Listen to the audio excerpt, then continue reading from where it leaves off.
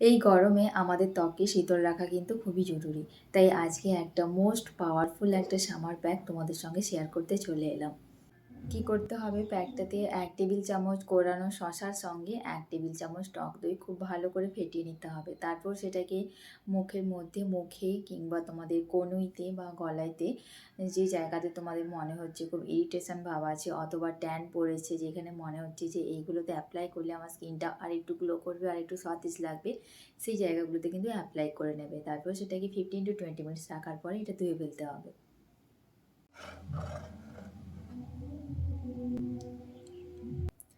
তো আমি এটা তো বানিয়ে নিয়ে চলে এসেছি। এখন তোমাদেরকে এটা আমি অ্যাপ্লাই করে দেখাচ্ছি আমার পুরো ফেসটাতে।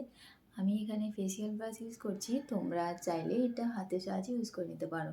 যেটা তোমাদের চয়েস আর কি, বা যদি তোমাদের কাছে ফেসিয়াল ব্রাশগুলো অ্যাভেলেবেল থাকে সেটা দিয়ে করতে পারো।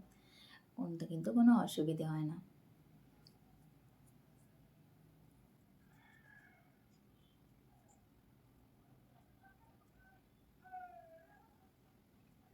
এর মধ্যে খুব ভালো করে অ্যাপ্লাই করে নিয়েছি। এখন এটাকে 15 থেকে 20 মিনিট পর্যন্ত এটাকে রেখে দেবো।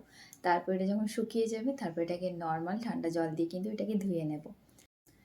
15 মিনিট পরে কিন্তু আমি আমার ফেসটাকে জল নর্মাল ওয়াটার দিয়ে কিন্তু আমি ওয়াশ করে নিয়েছি, আর আমার মুখটা কিন্তু ভীষণই ফ্রেশ লাগছে, মানে স্কিনটা ভীষণই ফ্রেশ আর সতেজ লাগছে।